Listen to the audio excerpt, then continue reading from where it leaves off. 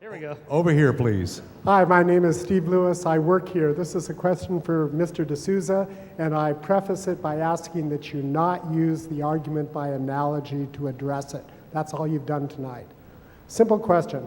I assume you believe the radio guy's description about an all-powerful, all-knowing, benevolent God? So, All-powerful, all-knowing, benevolent God. correct. Yes. Okay, so why doesn't that all-powerful, all-benevolent God regenerate the limbs of the amputees who come back from the Iraq War? The question is, this is an editor, by the way, of the National Lampoon here. He says, why does a benevolent God not regrow the limbs of people who have lost their limbs? Hidden in this question, It's a great question, really. it is a good question, but I want to point out something that very often a question that is seeking to determine whether there is a God or not has buried within it a hidden atheist premise, okay? And by excavating the premise, you see that the questioner is not being neutral, but is in a sense metaphysically structured the argument in such a way. So for example, if human suffering were the be-all and end-all of things, if in fact that was the one unforgivable sin, to have suffering, okay?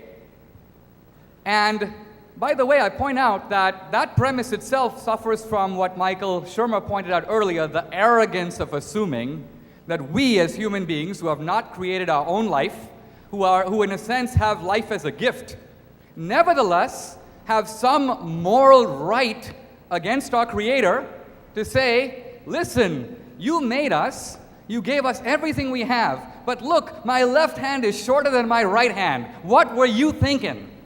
In other words, not only what were you thinking, that would be an argument about the justice of God, but I refuse to even believe you exist, even though I have no other way to account for the universe, I have no other way to account for life.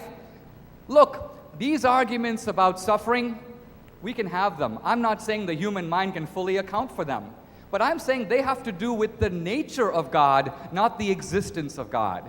And so what we have here is this sort of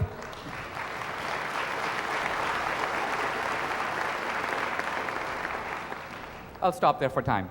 Well, I was just going to say, the deeper part behind the question is, why do we attribute to God healings of things that might have gotten better anyway, because you can't really tell, tumors that go into remission or whatever, and never do we see clear-cut, unmistakable, it would never have happened without a miracle, the growing of a limb.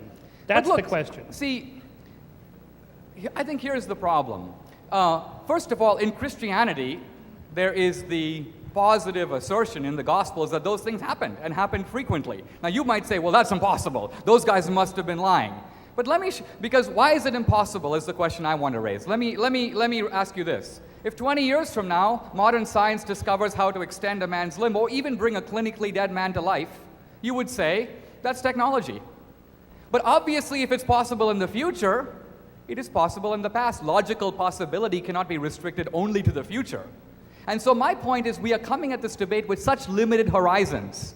In a sense, what Shermer is saying is if we can't think of it now, if modern science hasn't figured it out so far, we have to presume it doesn't exist. But imagine a guy living on the planet, let's say in the 5th century BC. His universe is limited to what he can see, maybe a 10-mile radius of where he's born. All he can see are the sun, the moon, and a half dozen stars. So being a scientifically minded guy, he says, there's clearly nothing else out there. This is the radius of my experience, and therefore, this is all that exists. Now that to me is true stupidity, true provincialism, and true arrogance.